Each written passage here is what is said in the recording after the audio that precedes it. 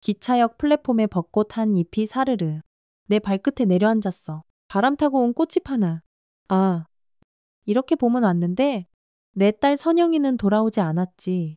지난 겨울 그 아이는 나를 두고 먼저 떠났거든. 어머니, 가방 무거우시죠? 제가 들게요. 사위 준호가 다정한 미소로 내 짐을 받아들었어. 벚꽃 구경 가방치고는 유독 무거웠지. 평소 당일치기 여행짐보다 2배는 더 되는 것 같았어. 벚꽃이 절정이래요. 부산까지 금방 가니까 점심 먹고 구경하다 저녁에 돌아오면 된대요. 부산 삼락생태공원. 작년에도 선영이랑 같이 갔던 곳이었어. 그때는 병이 악화되기 전이었지. 꽃이 발에서 환하게 웃던 그 아이. 얼굴이 눈앞에 아른거렸어. 처음 사위가 벚꽃 구경을 제안했을 땐 깜짝 놀랐지. 딸이 떠나고 3달. 아직 상실감이 가시지 않은 때였으니까. 그런데 사위가 이렇게 말했어. 선영이가 늘 어머님이랑 벚꽃 보러 갔다면서요.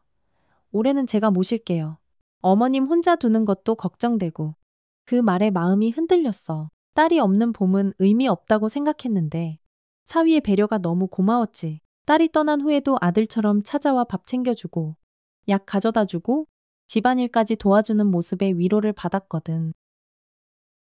혹시 짐이 너무 많은 거 아닐까 하루 다녀오는 건데 나도 모르게 의문이 입 밖으로 새어나왔어. 사위는 짐 가방 정리하며 웃었지. 어머님 약이랑 담요. 갈아입을 옷 몇 벌이요. 봄이라도 추울 수 있으니까요. 저녁에 기온 떨어지면 감기 걸리실까 봐요. 맞는 말이었지만 왠지 마음 한구석이 편치 않았어. 어제 준호가 우리 집에 와서 뭔가를 부산하게 챙기는 모습이 떠올랐거든? 내가 부엌에 있는 사이 방에서 서랍 여닫는 소리가 들렸어. 물어보려 했는데 그가 먼저 말했지. 어머님 여행 준비는 제가 다 할게요. 어머님은 그냥 편하게 오시기만 하면 돼요. 비슷한 일이 또 있었어. 지난주 준호가 내 도장 지갑을 찾더군. 은행에서 필요하대. 연금 관련해서 말이야. 당시엔 별 생각 없이 건넸는데 돌려받았는지 기억이 나지 않았어. 어머니, 요즘 기억력이 어떠세요? 같은 질문 자주 반복하시는 것 같은데 문득 사위가 던진 말이 생각났어. 처음엔 그냥 걱정해주는 마음으로 들었는데 요즘은 그런 질문이 잦아졌어. 어디 아프세요?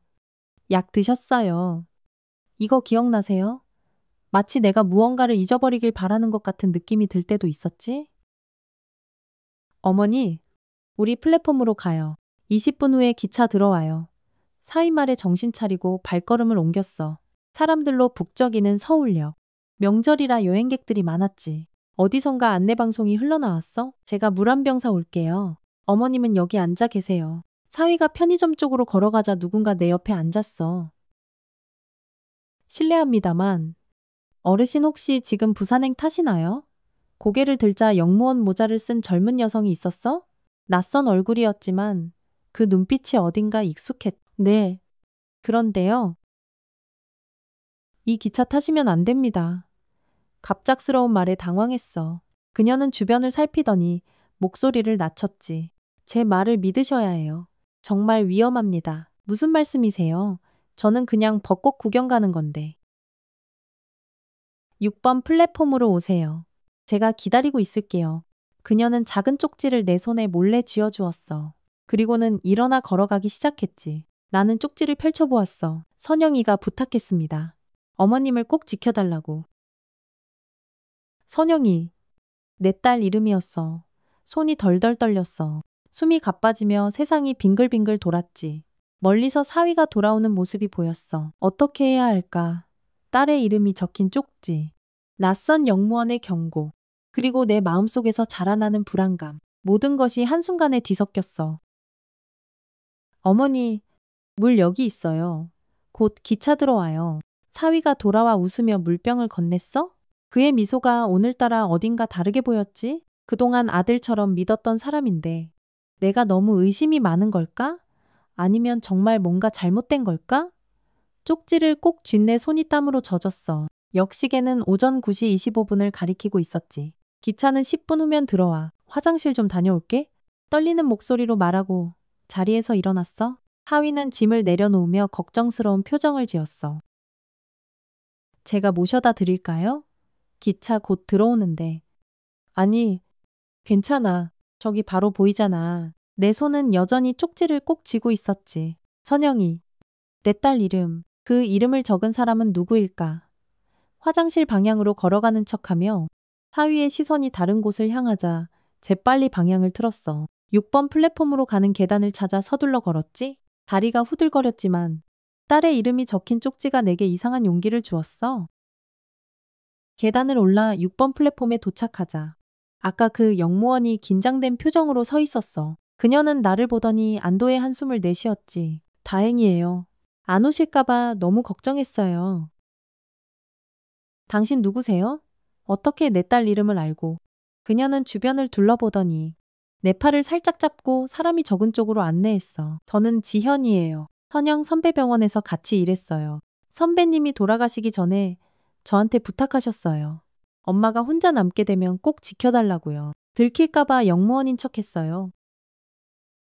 지연이라는 이름이 머릿속에서 맴돌았어. 마저 딸이 병원에 입원했을 때 자주 보던 간호사였어. 병상에서 딸의 손을 잡고 울던 그 얼굴 너무 당황해서 그 얼굴을 몰라봤었네. 앉으세요. 어머님, 지금 바로 설명드릴 테니 어디로나 벚꽃 구경 가기로 했는데 이거 벚꽃 구경이 아니에요. 보세요. 지연이 작은 태블릿을 꺼내 보여주었어. 화면에는 요양원 입소 신청서가 띄워져 있었지. 내 이름과 주민번호가 이미 입력되어 있었고 체험 입소 연구 전환 예정이란 문구와 함께 사위 이름으로 된 보호자 서명이 있었어. 이게 무슨 숨이 턱 막혔어. 가슴이 조여오는 듯했지. 사위가 예매한 이 기차표는 벚꽃 구경이 아닌 요양원 입소를 위한 것이었어. 마치 차가운 물에 빠진 것처럼 온몸이 떨려왔어. 사위분이 어머님을 요양원에 모시려고 계획하고 있어요. 오늘 벚꽃 구경이 아니라 그쪽으로 데려가시려는 거예요. 믿기 힘든 말이었어? 내 사위가. 내가 가장 믿었던 사람이 그럴 리가.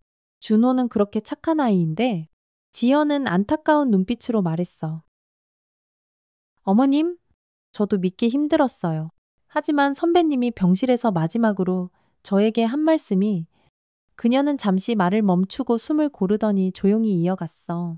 지연아, 내가 죽으면 엄마가 위험해질 거야. 사위가 엄마 재산을 탐낼 수 있어. 그러니까 꼭 지켜줘. 그렇게 말씀하셨어요. 제가 유산 후 이혼당하고 힘들어서 그만 살려고 했을 때 선배가 3년이나 저를 돌봐줬어요. 이제 제가 은혜를 갚아야죠.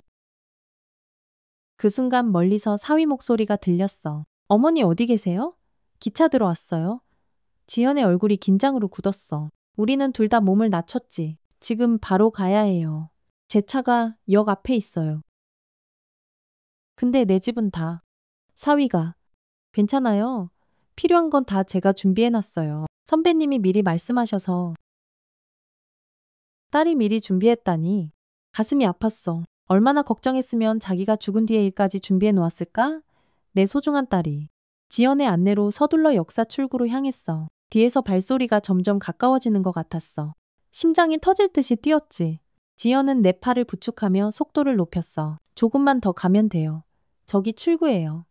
역 밖으로 나오자마자 차가운 봄바람이 얼굴을 때렸어. 지연은 근처에 주차된 작은 차로 나를 재촉했다. 차에 올라타자마자 그녀는 급히 시동을 걸었어. 어머님 거기 서세요. 백미러로 사위가 역출구로 달려나오는 모습이 보였어? 그의 표정이 이전에 본 적 없는 얼굴로 일그러져 있었지. 그 순간 지연이 엑셀을 밟았고 차는 빠르게 움직이기 시작했어. 어머님, 안전벨트 매세요. 떨리는 손으로 안전벨트를 매며 뒤돌아보았어. 사위는 길 한가운데 서서 우리 차를 쫓아오려 했지만 이내 작아져 보이지 않게 되었어. 그제야 긴장이 풀렸는지 눈물이 왈칵 쏟아졌어. 무섭다기보다는 배신감이 컸지.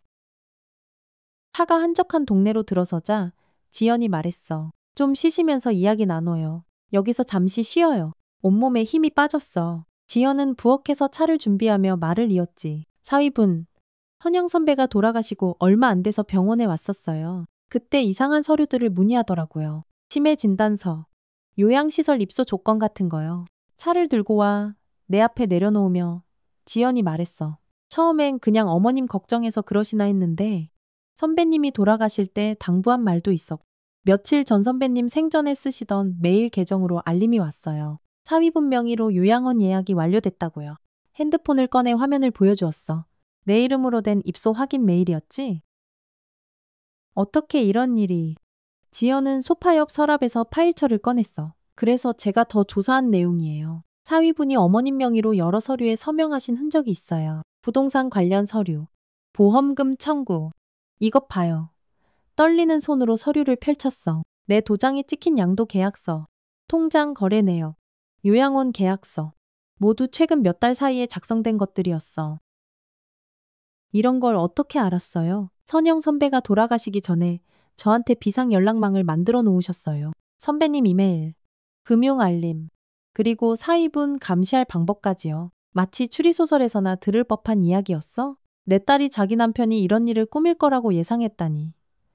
그때 지연의 휴대폰이 요란하게 울렸어. 화면을 보더니 얼굴이 굳었지? 사위분이에요. 벌써 3번째 전화예요. 차에 탈 때 제 얼굴을 봤나 봐요. 지연은 전화를 스피커폰으로 받았어. 여보세요. 지연 씨죠? 어머님 거기 있을 거 알아요. 지금 당장 모시고 병원으로 와주세요. 어머님 치매 증상이 심해지셔서 위험해요. 엉뚱한 사람 따라가시면 안 되는데. 사위의 목소리는 걱정스럽게 들렸지만 어딘가 공허했어? 거짓말처럼 느껴졌지. 준호 씨. 저 지연이에요. 선영 선배 후배잖아요. 어머님은 지금 안전하게 계세요. 치매 같은 거 없으세요. 뭐라고요? 지연 씨가 어떻게? 아니, 그게 중요한 게 아니라 어머님 상태가 심각하세요. 경찰에 신고할 거예요. 노인 유괴죄로. 지연은 침착하게 대답했어. 신고하세요. 그럼 저도 어머님 명의 위조 서류들 다 가지고 신고할게요. 보험금 사기, 부동산 편취, 요양원 입소 허위 신청까지요. 전화 너머로 잠시 침묵이 흘렀어. 그리고 사위의 목소리가 완전히 달라졌지. 뭐야, 당신 누구야? 어떻게 그런 걸. 선영 선배가 모든 걸 예상하고 준비해 두셨어요. 어머님을 평생 지켜온 딸이니까요. 전화가 갑자기 끊겼어. 방 안에 무거운 정적이 내려앉았지? 이제 어떻게 되는 거죠? 내 떨리는 물음에 지연은 조용히 대답했어. 걱정 마세요. 우리한테는 어머님 딸이 남겨준 무기가 있어요. 그녀는 책상 서랍에서 오래된 텀블러 하나를 꺼냈어. 선영이가 항상 들고 다니던 그 텀블러였지. 이 안에 선배님이 준비해둔 증거가 있어요. 이제 차근차근 알아갈 시간이에요. 지연의 작은 거실에 앉아 딸의 텀블러를 바라보고 있었어. 창문 너머로 햇살이 비치는데 참 이상한 일이었지. 오늘 벚꽃 구경을 가기로 했던 날. 내가 이렇게 낯선 집에서 도망자처럼 숨어 있다니. 어머님, 이것 좀 드세요. 지연이 따뜻한 국과 밥을 내왔어. 아침부터 긴장한 탓에 속이 쓰렸지만 정성이 담긴 음식이 고마웠어. 한 숟가락 입에 넣으니 달달한 맛이 나더군. 김치찌개인데 딸이 끓이던 맛과 비슷했어. 선영이 레시피예요. 선배님이 병원 야근할 때 자주 해주셨거든요. 목임에였어. 선영이가 여기에 흔적을 남겼다는 게 느껴지는 순간이었지. 딸이 떠났지만 이렇게 또 다른 형태로 나를 보살피고 있다는 생각이 들었어. 그런데 텀블러에 뭐가 들었다고 했죠? 지연은 테이블 위에 놓인 오래된 텀블러를 손으로 가리켰어. 분홍색 꽃무늬가 그려진 딸이 늘 들고 다니던 그것이었지. 이거요. 선영 선배가 병원에서 항상 갖고 다니던 거예요. 마지막에 저한테 주셨어요. 엄마 위험해지면 이거 꼭 전해줘. 라고요? 지연은 텀블러 바닥을 돌리더니 작은 드라이버로 뭔가를 풀기 시작했어. 나는 놀란 눈으로 지켜봤. 그러자 텀블러 바닥이 분리되며 작은 공간이 드러났어. 이게 뭐예요? 선배님이 남기신 거예요. 봐보세요. 텀블러 안에는 작은 USB와 종이 쪽지, 그리고 낡은 열쇠 하나가 들어있었어. 종이 쪽지에는 딸의 글씨로 메모가 적혀 있었지. 엄마, 이 USB를 꼭 확인해 봐요. 준호가 뭔가 이상해졌어요. 내가 없으면 엄마 신변과 재산이 위험할 거예요. 엄마를 소중히 여긴다는 말 믿지 마세요. 손이 떨렸어. 딸이 얼마나 걱정했으면 이런 비밀 메시지까지 남겼을까. 게다가 자기 남편을 의심하는 내용이라니. 가슴이 무너지는 듯했어. 언제 이런 걸 준비한 거죠? 병세가 악화되기 시작했을 때부터였어요. 처음엔 사소한 의심이었대요. 준호 씨가 병원비 영수증을 자꾸 확인하고 집 서류를 뒤지는 모습을 보셨다고. 그러다 한 번은 선배님 명의 통장을 선배님 모르게 확인하는 걸 발견하셨대요. 지연은 노트북을 켜서 USB를 연결했어. 화면에는 여러 폴더가 나타났지. 엄마에게 증거, 법적 대응, 미래 계획. 이런 식으로 정리되어 있었어. 이건 다 선영이가 만든 거예요. 네. 선배님이 마지막 몇 달 동안 모으신 자료들이에요? 준호 씨가 몰래 진행하던 모든 일의 증거가 여기 있어요. 증거 폴더를 열자 수많은 사진과 문서가 나왔어. 사위가 내 도장을 몰래 사용하는 사진. 은행에서 뭔가를 처리하는 모습. 요양원 관계자와 만나는 장면. 모두 몰래 찍은 듯 했어. 선영이가 자기 남편을 미행했다는 거예요. 네. 힘들었겠지만 어머님을 지키기 위해서요. 병원에 입원한 후에도 저나 다른 친구들에게 부탁해서 계속 증거를 모았어요. 화면에는 더 많은 자료가 있었어. 내 집 주소로 온 은행 편지들, 보험 계약 변경 통지서, 사위 명의로 변경 신청된 재산 관련 서류. 뒤에 충격적인 내용이었어. 특히 이거요. 지연이 가리킨 서류에는 요양원 입소 시 필요한 재산 신탁 관련 내용이 있었어. 어머님 재산을 모두 사위 명의로 관리하게 하는 내용이에요. 여기 보세요. 이미 어머님 도장이 찍혀 있어요. 정말 내 도장이 찍혀 있었지? 하지만 난 그런 서류에 도장을 찍은 적이 없었어. 이건 위조예요. 네. 준호 씨가 어머님 도장을 복제했을 가능성이 높아요. 선배님이 그걸 눈치채셨던 거죠. 소파에 등을 기대며 깊은 한숨이 나왔어. 단순한 배신감을 넘어 정체성까지 부정당한 느낌이었지. 내 이름, 내 도장, 내 의사와 상관없이 누군가가 내 인생을 대신 결정하려 했다니. 엄마에게 폴더에는 영상 파일 하나가 있었어. 지연이 조심스레 물었지. 이건 선배님이 남기신 영상이에요. 보실래요? 고개를 끄덕였어. 영상이 시작되자 병상에 누운 선영이의 모습이 나타났어. 얼굴은 창백했지만 목소리는 또렷했지. 엄마, 이 영상 보고 계시죠? 제가 없는 세상이라면 죄송해요. 더 오래 엄마 곁에 있고 싶었는데 눈물이 왈칵 쏟아졌어. 몇 달 전에 떠난 딸이 지금 내게 말을 걸고 있었어. 엄마, 중요한 얘기가 있어요. 준호요, 처음엔 정말 좋은 사람이었어요. 그런데 제가 아프면서부터 뭔가 달라졌어요. 자꾸 엄마 통장이나 집 문서를 물어보고 한 번은 제가 잠든 줄 알고 보험금 상담하는 전화를 하더라고요. 딸은 잠시 숨을 고르더니 계속 말했어. 혹시 내가 없으면 준호가 엄마를 요양원 같은 데 보내려고 할 거예요. 그러고는 엄마 재산을 가로챌 거고요. 절대 따라가지 마세요. 이 영상이 증거가 될 수 있어요. 난 정신이 멀쩡해요. 그리고 엄마도 그래요. 마지막에 딸은 미소를 지었어. 엄마, 혼자가 아니에요. 지연이가 도와줄 거예요. 그리고 봄에 벚꽃 꼭 보러 가세요. 우리가 매년 가던 그곳에 내년에도 그 다음에도 그게 제 소원이에요. 영상이 끝나고 방 안에 정적이 내려앉았어. 딸이 죽기 전에 이런 준비를 했다는 사실이 믿기지 않았어. 내 가슴은 찢어질 듯 아팠지만 한편으로는 이상한 온기가 느껴졌어. 딸이 이렇게까지 나를 걱정했다니. 지현이 티슈를 건네며 말했어. 선배님이 정말 현명하셨어요. 미리 이 모든 걸 준비해 두셨으니까요. 법적으로도 충분한 증거가 됩니다. 그런데 이제 어떻게 해야 하죠? 내 집에도 못 가는 거예요. 지현은 고개를 끄덕였어. 당분간은 조심해야 해요. 준호 씨가 어머님을 찾기 위해 모든 수단을 동원할 거예요. 어머님의 정신 상태를 문제 삼아 경찰에 신고할 수도 있고요. 내가 미쳤다고 신고한다고요. 네. 치매 초기라거나 망상이 있다고 주장할 수 있어요. 이미 병원에 관련 기록을 만들어 두려 했던 것 같아요. 그때 지연의 휴대폰이 울렸어. 그녀는 화면을 보고 표정이 밝아졌지. 김민준 선생님이에요. 도와주실 거래요. 김민준이 누구죠? 선영 선배님 병원에서 일하셨던 사회복지사예요. 지금은 퇴직하셨지만 노인권익 보호 활동을 하고 계시거든요. 선배님이 마지막에 이 일을 부탁하셨어요. 지연은 전화를 받고 간단히 상황을 설명했어. 그리고 잠시 후 문이 두드려졌지. 문을 열자 중년의 남성이 조용히 들어왔어? 품이 있는 인상이었지? 어머님, 처음 뵙겠습니다. 김민준입니다. 선영 씨가 많이 말씀하셨어요. 손을 내밀어 악수를 청하는 그의 태도는 공손했어. 그리고 눈빛에서 진심이 느껴졌지. 지연 씨에게 상황 들었습니다. 정말 다행이에요. 오늘 그 기차 탔으면 돌아오기 쉽지 않았을 거예요. 그는 가방에서 서류 몇 장을 꺼냈어. 이건 요양원 내부 자료인데 준호 씨가 이미 3개월 전부터 입소 준비를 해왔어요. 치매 증상이 있는 장모 명목으로요. 충격적인 사실이었어. 사위는 내가 정상인 것을 알면서도 그런 거짓말을 했다니. 이게 말이 돼요. 난 멀쩡한데.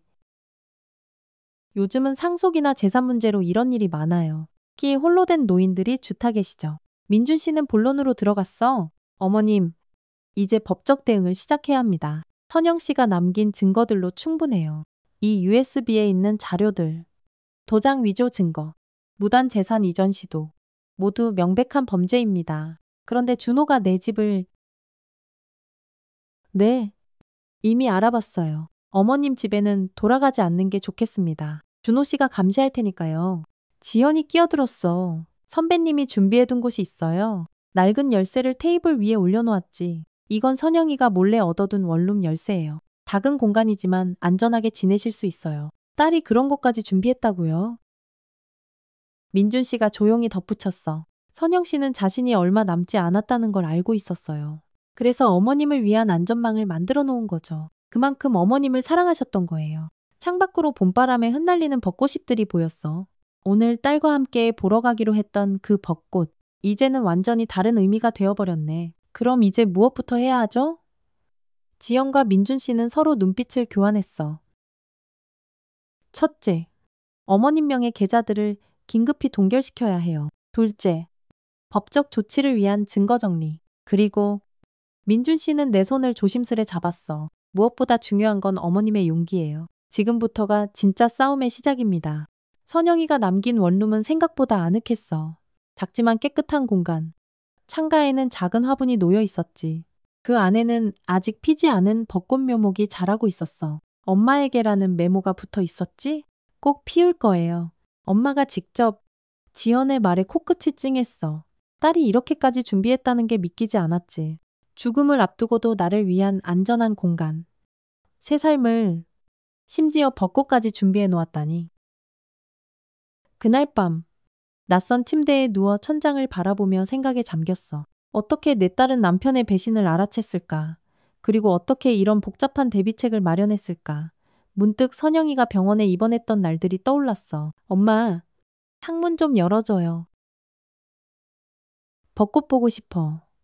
병실 창가로 휠체어를 밀어주었어. 선영이는 이미 많이 야위어 있었지만 그래도 창밖을 보는 눈빛만은 맑았지. 병원 정원에 심어진 벚꽃나무에 꽃이 피기 시작하고 있었어. 내년에는 같이 보러 가요. 꼭이요. 그 말을 할 때 딸의 눈에 눈물이 고였어. 우리 둘 다 그게 불가능하다는 걸 알면서도 희망을 놓지 않으려는 듯 했지. 그날 준호가 병실에 들어왔어. 손에는 따뜻한 죽과 과일이 담긴 도시락이 들려 있었지. 어머님, 잠깐 들어가 쉬세요. 제가 간병할게요. 그의 따뜻한 배려의 마음이 녹았어? 우리 딸이 좋은 사람 만났구나 싶었지. 그래서 병원 카페테리아에 내려가 잠시 쉬었어. 1시간쯤 후 병실로 돌아가는 길. 복도 구석에서 우연히 준호의 통화 소리를 들었어. 네, 맞아요. 말기 상태예요. 보험금은 언제쯤 처리될까요? 장모님 명의 부동산도 있어서. 네, 상속 문제요. 얼어붙은 채 뒤로 물러났어? 들은 척하지 않고 잠시 화장실에 숨었다가 통화가 끝난 후에야 병실로 돌아갔지. 선영이는 창가에 앉아 있었고 준호는 없었어. 엄마, 왜 그렇게 표정이 안 좋아요? 말을 할까 말까 고민했지만 아픈 딸에게 더 큰 상처를 줄 수 없었어. 그래서 그냥 웃으며 대답했지. 아니야. 그냥 좀 피곤해서 그래. 그런데 선영이가 내 손을 꼭 잡더군. 엄마? 혹시 준호 전화 들었어요? 깜짝 놀랐어. 어떻게 알았지? 보험금 얘기요. 내가 듣고 있었어요. 창문 열어놔서 선영이의 눈에는 상처와 결의가 동시에 깃들어 있었어. 그제야 딸도 이미 알고 있었다는 걸 깨달았지. 언제부터? 한 달 전부터요. 내 상태가 안 좋아지니까 자꾸 서류 준비한다고 보험이랑 집 문서들 찾더라고요. 선영이는 숨을 깊게 들이쉬더니 조용히 말했어. 엄마, 나 없으면 혼자 있지 마세요. 특히 준호. 절대 믿으면 안 돼요. 그 순간 선영이의 목소리가 단단해졌어. 언제나 착하고 순했던 내 딸이 그렇게 강한 목소리로 말하는 걸 처음 들었지. 꿈에서 깨어난 듯 정신이 들었어. 그 기억이 선명하게 떠오르니 딸이 왜 이런 준비를 했는지 조금씩 이해가 되었어. 선영이는 자신이 떠난 후의 위험을 이미 예상하고 있었던 거야. 창밖으로 달빛이 비치는 밤.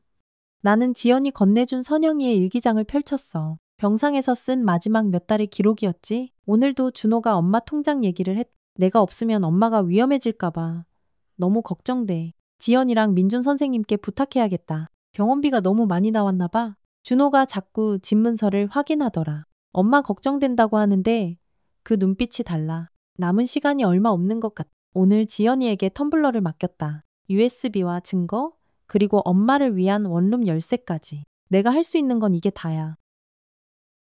눈물이 줄줄 흘렀어. 내 소중한 딸이 얼마나 고통스러웠을까.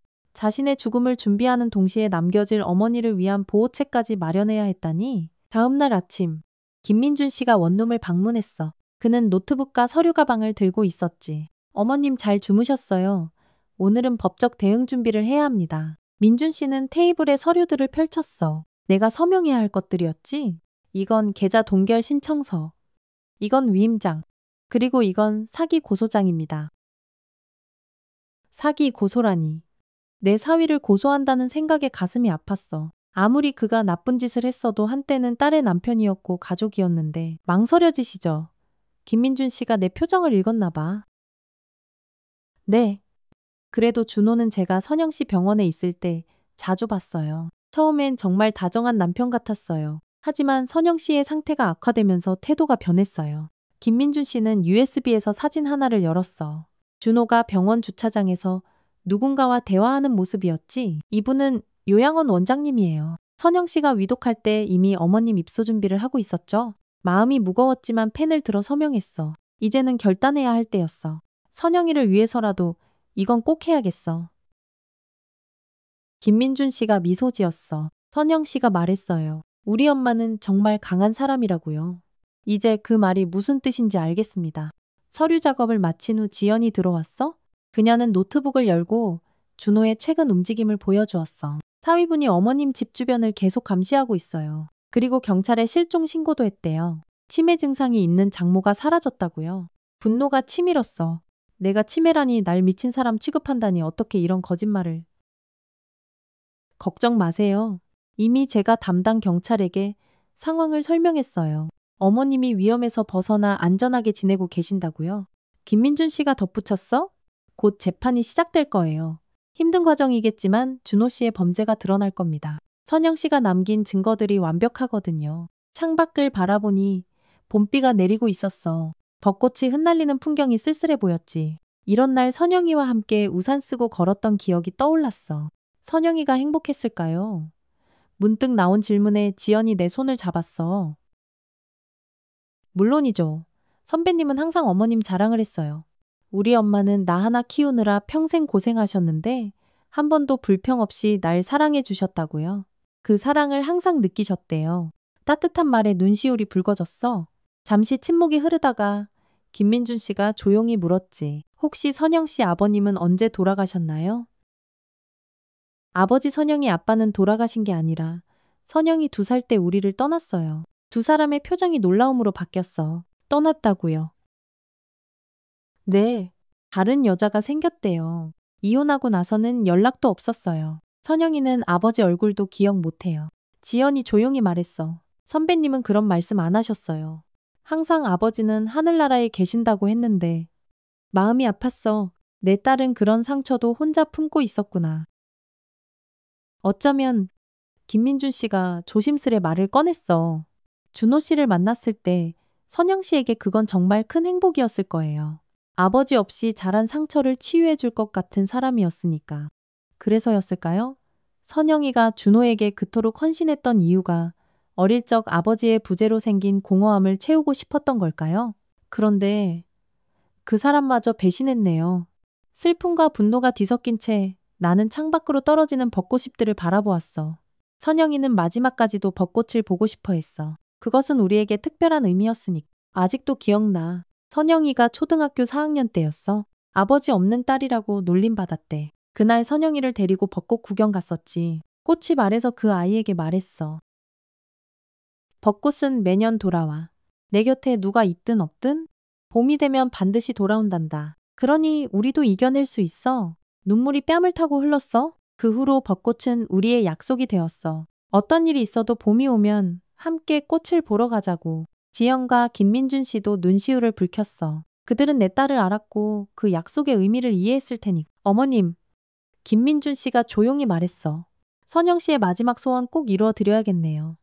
이 싸움에서 이겨서 다음 봄에는 안전하게 벚꽃을 보실 수 있도록. 그래요. 이제 나는 싸워야 합니다. 내 딸이 그토록 지키려 했던 것을 위해, 내 삶의 존엄성을 위해, 그리고 우리의 약속을 지키기 위해. 며칠 뒤, 낯선 두 남자의 목소리가 현관문 너머로 들렸어. 민준 씨가 경고했던 대로 나는 절대 문을 열어주지 않았어. 누구세요? 문을 열지 않은 채 물었어. 경찰입니다. 잠시 문 좀 열어주시겠어요? 문 앞에 설치된 작은 도어폰 화면을 통해 보니 그들이 경찰 신분증처럼 보이는 것을 들고 있었어. 하지만 화면이 작고 흐릿해 자세히 확인하기는 어려웠지. 장모님 찾으러 왔습니다. 사위 이준호 씨가 많이 걱정하고 계세요. 다정한 목소리였지만 직감적으로 뭔가 잘못됐다고 느꼈어? 지연이 출근하고 민준 씨도 변호사 사무실에 간 시간? 혼자 있는 틈을 노린 것 같았어. 저는 지금 바빠서요. 나중에 오세요. 어르신 이러시면 곤란합니다. 실종 신고가 들어와 있어요. 준호 씨가 장모님이 치매 초기라 위험하다고. 머리가 핑 돌았어. 정말 경찰일까? 아니면 사위가 보낸 사람들 어느 쪽이든 문을 열어서는 안 된다는 생각뿐이었어. 제가 지금 변호사님께 전화할게요. 잠시만요. 변호사요. 어르신 무슨 변호사가 필요하세요? 저희는 그냥 안전하게 모셔다 드리려는 건데. 문 너머로 들리는 그들의 목소리가 점점 강압적으로 변했어. 내 손은 떨리고 있었지만 침착하게 민준 씨에게 전화를 걸었어. 여보세요? 김민준 씨. 어머님 무슨 일 있으세요? 목소리가 떨리시네요. 지금 경찰이라는 사람들이 와 있어요. 준호가 실종 신고했대요. 민준 씨의 목소리가 긴장으로 가득 찼어. 절대 문 열지 마세요. 진짜 경찰이 아닐 수 있어요. 제가 지금 바로 갈게요. 그때까지 절대 문 열지 마시고 전화 끊지 마세요. 문 밖에서는 계속 노크 소리가 들렸어. 점점 더 거세지는 노크에 가슴이 쿵쾅거렸지. 어르신? 이러시면 강제 집행할 수밖에 없습니다. 준호 씨가 법적 보호자로 등록되어 있으니까요. 법적 보호자라고 그게 말이 돼. 내가 언제 그런 동의를 했지? 머릿속이 혼란스러웠어. 민준 씨가 전화로 계속 말했어. 어머님, 녹음하고 있어요. 이건 불법입니다. 진짜 경찰이라면 영장 없이 강제 진입할 수 없어요. 묵비권을 행사하세요. 20분 정도가 지나자 밖이 조용해졌어? 그들이 떠난 건지 아니면 잠복 중인지 알 수 없었지. 민준 씨는 계속 통화 상태를 유지하며 나를 안심시켰어. 조금만 더 기다리세요. 거의 도착했어요. 얼마 후 복도에서 민준 씨와 진짜 경찰의 목소리가 들렸어. 안도의 한숨을 내쉬었지. 문을 열자 민준 씨가 걱정스러운 표정으로 들어왔어. 다행이에요. 무사하시군요. 그의 뒤로 제복을 입은 경찰관이 따라 들어왔지? 죄송합니다. 어르신. 아까 오신 분들은 진짜 경찰이 아니었어요. 현재 신원 확인 중입니다. 민준 씨가 설명했어.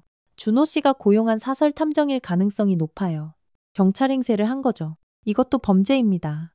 내 손은 여전히 떨리고 있었어. 소파에 앉아 물 한 잔을 마시며 진정하려 했지만 생각만 해도 무서웠지? 만약 문을 열었다면 이제 계속 이렇게 숨어 살아야 하나요? 경찰관이 떠난 후 민준 씨는 심각한 표정으로 노트북을 펼쳤어. 상황이 생각보다 복잡해졌어요. 준호 씨가 법원에 후견인 지정 신청을 했어요. 어머님을 판단 능력이 부족한 노인으로 등록하려는 시도입니다. 후견인이요. 그게 뭐예요? 쉽게 말해서 어머님 대신 모든 법적, 재정적 결정을 준호 씨가 할 수 있게 해주는 제도예요. 보통 중증 치매 환자나 정신질환자에게 지정되는 건데 분노가 치밀었어. 내가 언제 판단 능력이 없었다고 평생 혼자 딸 키우며 살아왔는데 어떻게 이런 짓을. 걱정 마세요. 이미 저희가 준비한 증거들이 있어요. 정신과 의사의 진단서도 준비했고요. 어머님은 완전히 건강하시다는 증명이 가능합니다. 그래도 마음이 무거웠어. 이제 법정에 서야 한다니. 내 인생에서 한 번도 상상해보지 않은 일이었어. 그런데 증거는 충분한가요? 민준 씨가 고개를 끄덕였어? 선영 씨가 준비해둔 증거들이 결정적이에요. 하지만 한 가지 더 필요한 게 있습니다. 그는 내 앞에 녹음기를 놓았어. 어머님의 증언이 필요해요. 준호 씨와의 관계. 최근 어떤 일들이 있었는지. 그가 어떻게 어머님을 속이려 했는지 모든 걸 기록해야 합니다. 목이 메었어. 사위에 대한 이야기를 하는 것은 딸의 선택을 부정하는 것 같아. 가슴 아팠어. 하지만 이제는 내 존엄을 지키기 위해 싸워야 했지.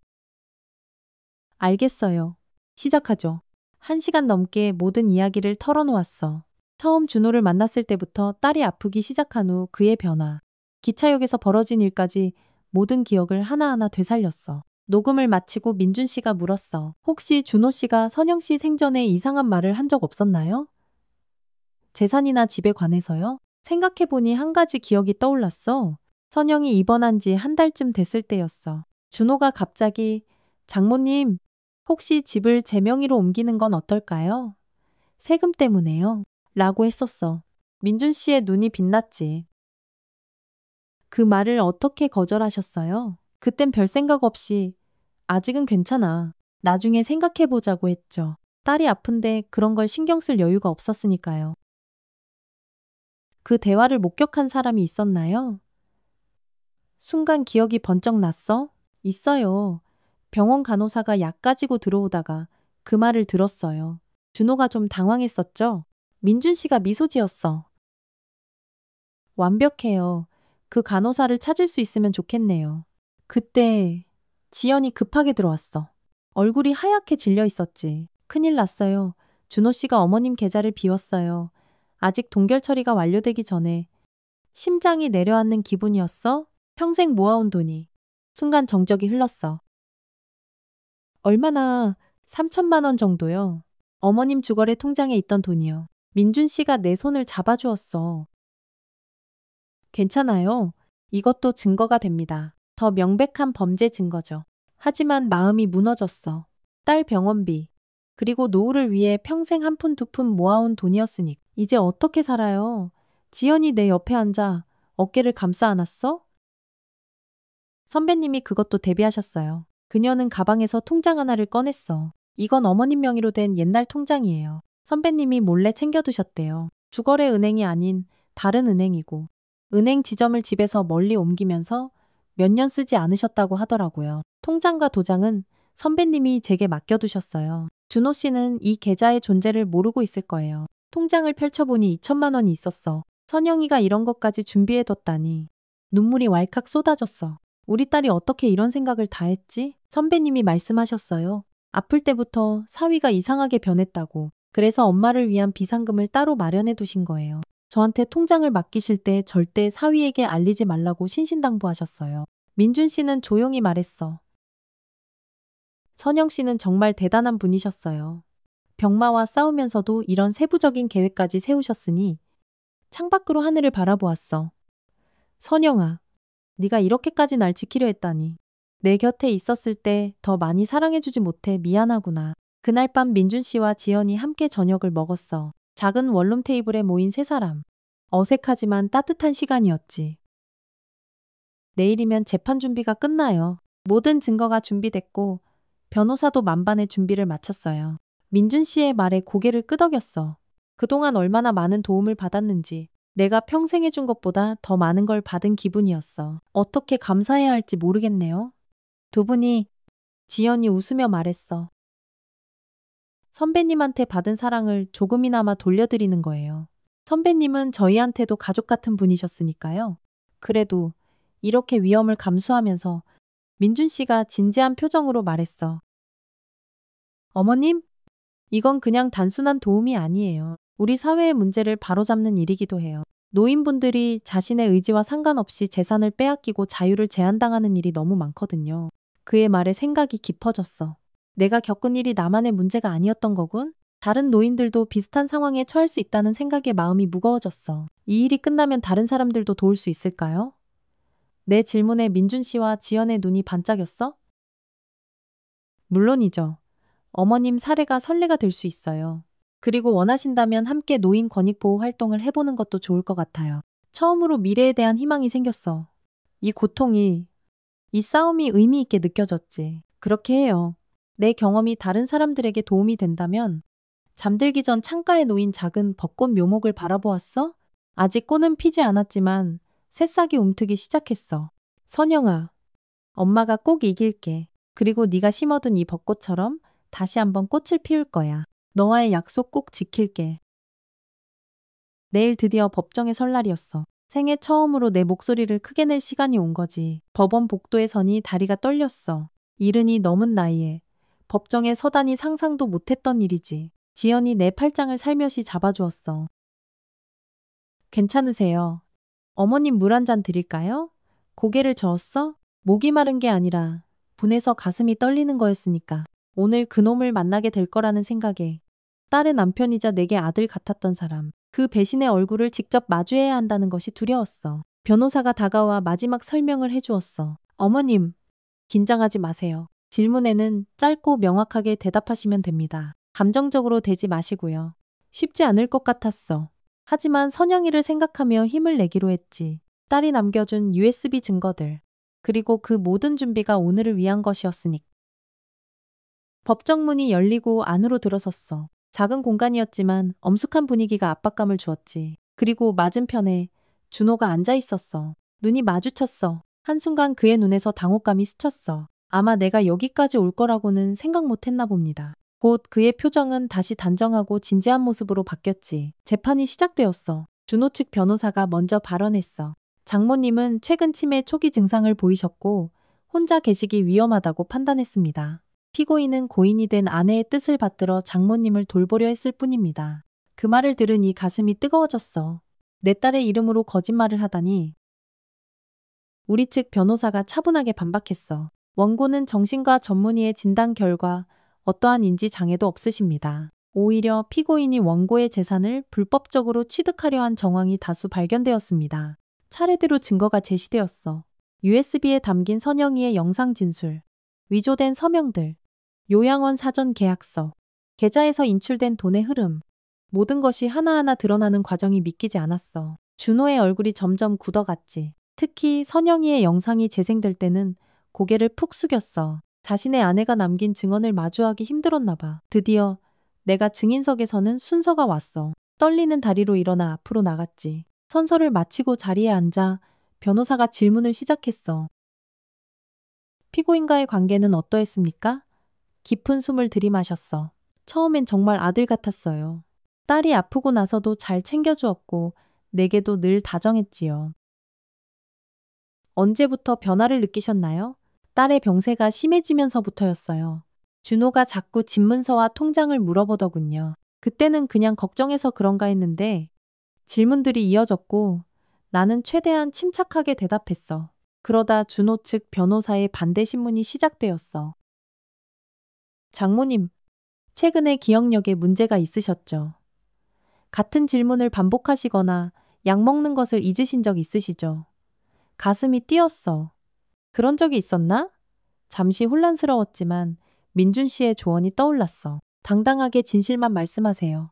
나이가 들면 가끔 건망증이 있을 수 있죠? 하지만 그건 치매가 아니에요. 60년 넘게 스스로 결정하며 살아왔고 딸 하나 혼자 키워냈어요. 내 판단력에는 문제가 없습니다. 준호 측 변호사가 다시 물었어. 그러면 왜 갑자기 사위분을 피해 도망치셨나요? 그분은 단지 어머님을 돌보려 했을 뿐인데 참을 수 없었어. 돌본다고요. 내 의사와 상관없이 요양원에 보내려 했어요. 내 통장 돈을 빼가고 내 도장으로 서류를 위조했어요. 그게 돌봄인가요? 법정이 순간 조용해졌어. 판사가 나를 진정시키며 말했지. 감정적으로 대지 마시고 질문에만 답해주세요. 고개를 끄덕이며 심호흡을 했어. 그때 준호가 갑자기 일어나 소리쳤어. 장모님 왜 그러세요?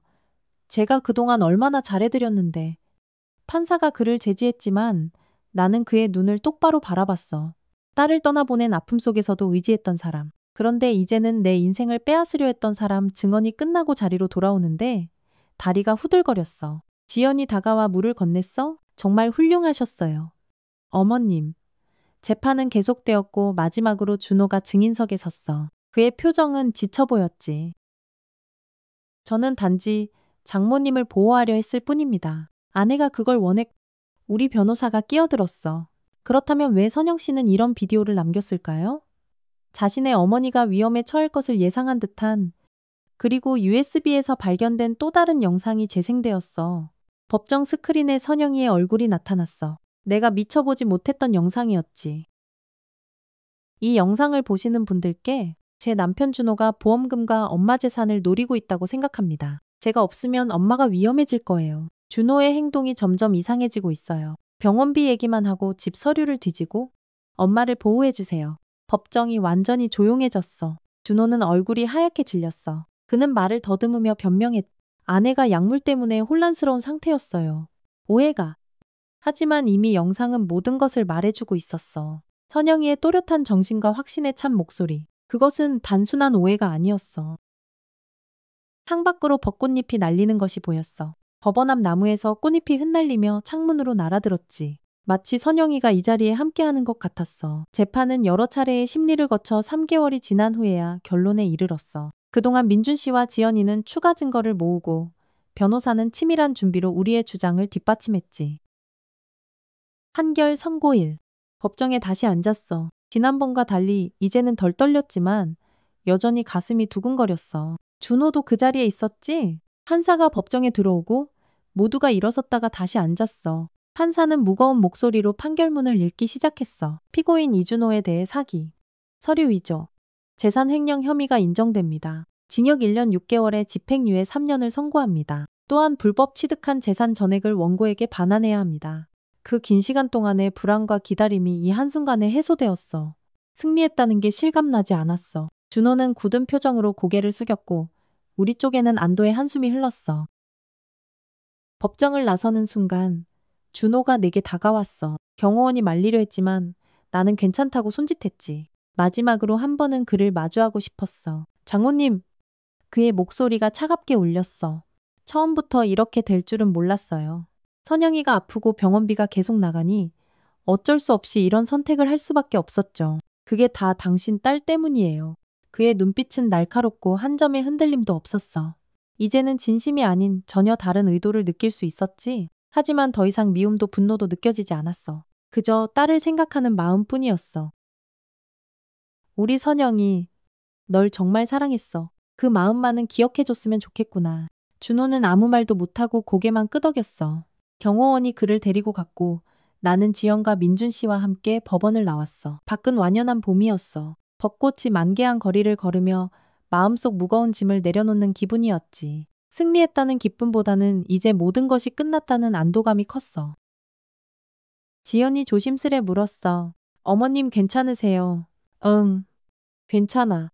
이제 정말 괜찮아질 것 같아. 민준 씨가 벤치를 가리켰어?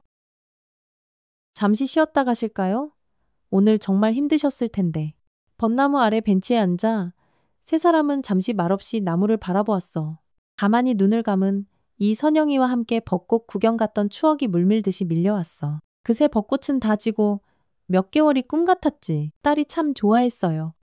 이 벚꽃을 민준 씨가 고개를 끄덕였어. 선영 씨가 병실에서도 그랬어요. 봄이 오면 엄마랑 꼭 벚꽃 보러 가고 싶다고요? 지연이 손가방에서 작은 봉투를 꺼냈어.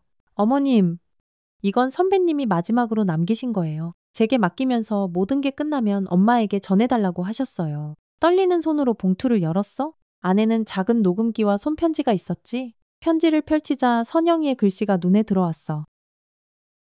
엄마, 지금 이 글을 읽고 계시다면 모든 게 잘 끝났다는 뜻이겠죠. 너무 걱정했어요. 내가 없는 세상에 엄마 혼자 남겨두는 게. 하지만 엄마는 역시 강하시네요. 언제나 그랬듯이 눈물이 흘러내렸어. 글씨는 계속되었어. 녹음기에는 제 마지막 선물이 있어요. 엄마가 항상 좋아하시던 호기심의 녹음기 재생 버튼을 눌렀어. 그러자 선영이의 목소리가 흘러나왔어. 하지만 말이 아닌 노래였지. 산에는 꽃 피네. 꽃이 피네. 갈봄 여름 없이 꽃이 피네. 딸이 부르는 꽃타령이었어. 내가 젊었을 때 자주 불렀던 노래. 선영이가 어릴 적 함께 불렀던 그 노래. 맑고 청아한 목소리로 부르는 딸의 노래에 가슴이 터질 것 같았어. 저 중턱, 저 상두에 피는 저 꽃은 누구와 함께 볼까? 나는 몰라라. 벚꽃 아래 앉아 딸의 노래를 듣는 순간 모든 시간이 멈춘 것 같았어. 눈물은 멈추지 않았지만 그것은 슬픔만은 아니었어. 감사와 사랑, 그리고 따뜻한 기억이 함께 흐르는 눈물이었지. 노래가 끝나고 선영이의 마지막 말이 이어졌어. 엄마, 이제 다시 시작하세요. 벚꽃은 매년 피잖아요. 우리의 약속처럼 엄마도 다시 피어나세요. 사랑해요. 엄마, 녹음이 끝나고 봄바람만이 벚꽃잎을 흩날렸어. 지연과 민준 씨도 눈시울을 붉히고 있었어. 겨우 목소리를 가다듬어 말했지. 정말 고마워요. 두 분이 아니었으면 이렇게 딸의 마음을 다시 들을 수 없었을 거예요. 민준 씨가 고개를 저었어? 아닙니다. 어머님의 용기가 있었기에 가능했어요. 선영 씨가 정말 자랑스러워 하실 거예요. 벚꽃 아래서 세 사람은 오랫동안 앉아 있었어. 더 이상 말은 필요하지 않았어. 그저 이 순간 봄바람과 벚꽃잎, 그리고 선영이의 노래가 남긴 여운을 함께 느끼고 있었으니까. 그날 밤 선영이가 남긴 원룸으로 돌아왔어. 한가의 작은 벚꽃 묘목을 어루만지며 생각했지. 선영아, 엄마가 약속할게. 이제 다시 피어날게. 네가 남겨준 이 벚꽃처럼. 1년이 지났어. 벚꽃이 다시 피는 계절. 나는 작은 책방 앞에 서 있었어. 문 위에 걸린 간판에는 선영의 벚꽃 서재라고 쓰여 있었지. 선영이의 이름을 딴 공간이었어. 어머님, 오늘도 일찍 오셨네요. 지연이 따뜻한 커피 2잔을 들고 나왔어. 열쇠로 문을 열며 웃음 지었지.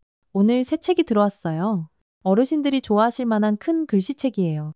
계절이 한 바퀴 돌고 내 인생도 새로운 궤도를 찾았어. 선영이가 남긴 원룸 보증금과 반환받은 재산으로 우리는 작은 책방을 열었어.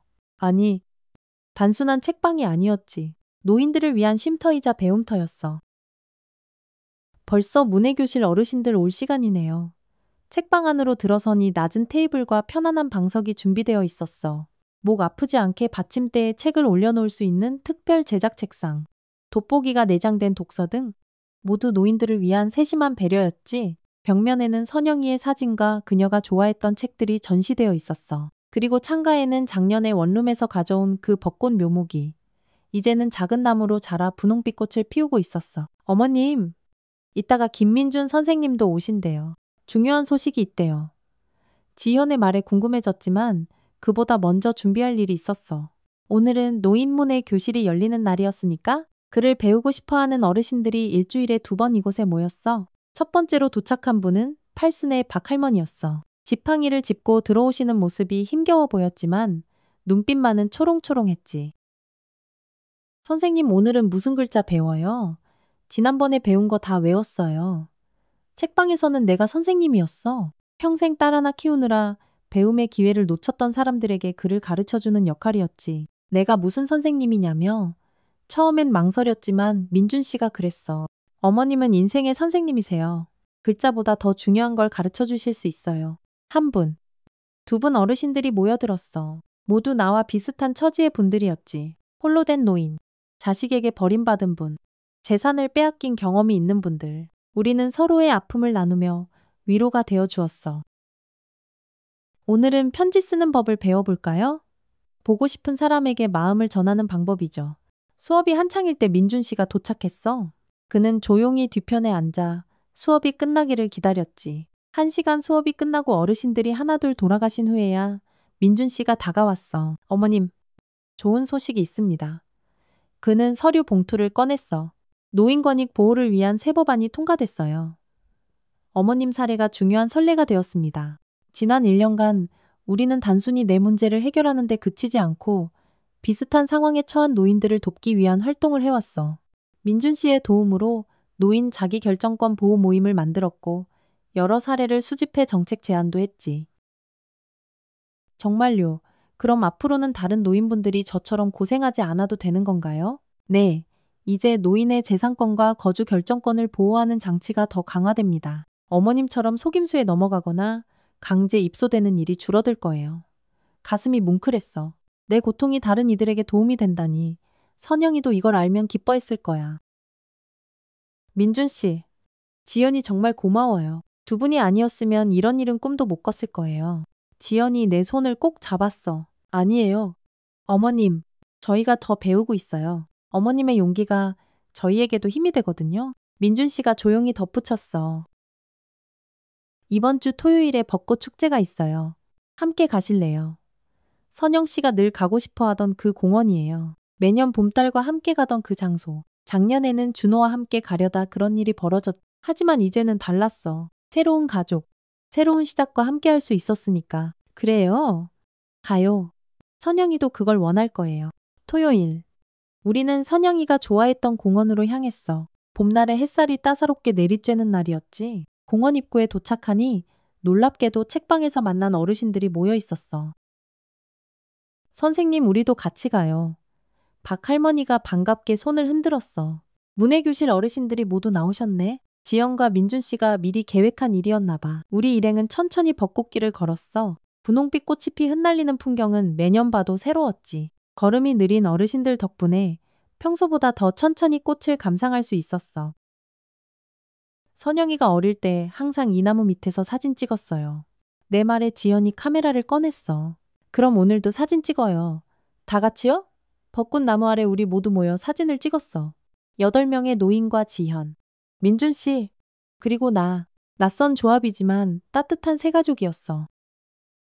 사진을 찍고 나서 준비해온 도시락을 펼쳤어. 각자 조금씩 가져온 음식들이 모여 풍성한 식탁이 되었지. 나는 선영이가 좋아했던 유부초밥을 만들어 왔어. 이거 선영이가 어릴 때 소풍 갈 때마다 해달라고 했던 거예요.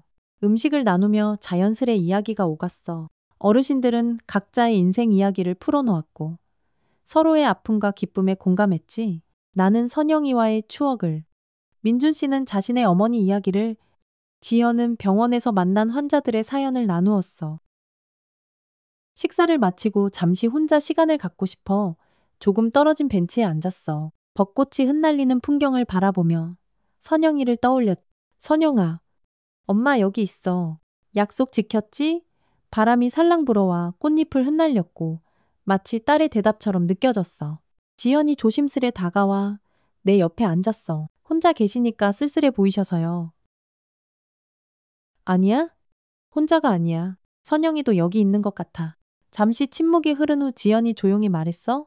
어머님, 혹시 책방에 무슨 꿈이 있으신가요? 생각해 본 적 없는 질문이었어. 꿈이라. 나이 들어 꿈을 꾸는 게 가능할까? 글쎄, 더 많은 어르신들이 글을 배우고 자신의 이야기를 쓸 수 있게 돕고 싶어. 평생 살아온 이야기가 사라지는 게 너무 아까우니까. 지연의 눈이 반짝였어. 그럼 어르신들의 자서전 쓰기 교실은 어떨까요? 각자의 인생 이야기를 책으로 만들어 드리는 거예요. 생각만 해도 가슴이 설렜어. 평생 자신의 목소리를 내지 못했던 노인들이 자신만의 이야기를 세상에 남기는 것. 그것은 단순한 책이 아니라 존재의 증명이 될 테니까. 정말 좋은 생각이구나. 선영이도 분명 좋아했을 거야. 민준 씨는 마지막으로 선영이와 자주 앉았던 벤치에 혼자 앉아 있었어. 주머니에서 딸이 남긴 녹음기를 꺼냈지. 가끔 그리울 때마다 들었던 선영이의 목소리. 재생 버튼을 누르자 다시 한번 꽃타령이 흘러나왔어. 산에는 꽃 피네. 꽃 피네. 노래를 들으며 딸에게 말을 걸듯 중얼거렸어. 선영아, 엄마 이제 다시 피어나고 있어. 네가 남겨준 씨앗들이 꽃을 피우고 있단다. 멀리서 민준 씨가 손을 흔들며 다가오고 있었어. 새로운 가족, 새로운 시작. 이제는 혼자가 아니었어. 녹음기를 끄고 일어섰어. 벚꽃은 계속 흩날렸고 나는 새로운 봄을 향해 걸어갔어. 집으로 돌아가는 차 안에서 민준 씨가 물었어. 어머님, 오늘 어떠셨어요? 창밖으로 스쳐 지나가는 벚꽃 가로수를 바라보며 대답했어. 참 따뜻했어요. 오랜만에 느껴본 봄이었어요. 지연이 뒷자리에서 미소 지었어? 내년에도 같이 와요. 어머님, 그리고 그 다음해에도? 그래, 약속할게. 매년 벚꽃이 피면 함께 오자. 책방으로 돌아와 나는 창가에 피어난 작은 벚꽃나무 앞에 섰어. 선영이가 남겨준 이 작은 생명이 이제는 아름다운 꽃을 피웠네. 손으로 꽃잎을 부드럽게 어루만지며 생각했어. 나도 다시 피어날 수 있구나. 아프고 쓰러져도 봄이 오면 다시 꽃을 피울 수 있는 거구나. 그날 밤, 오랜만에 편안한 꿈을 꿨어. 꿈속에서 선영이와 함께 벚꽃길을 걷고 있었지. 엄마, 정말 자랑스러워요. 딸의 목소리가 귓가에 맴돌았고 아침에 눈을 떴을 때도 그 따뜻함이 남아 있었어. 창문을 열자 봄바람이 불어왔고 그것은 마치 딸의 손길 같았어. 내 삶에 새로운 봄이 시작되었습니다.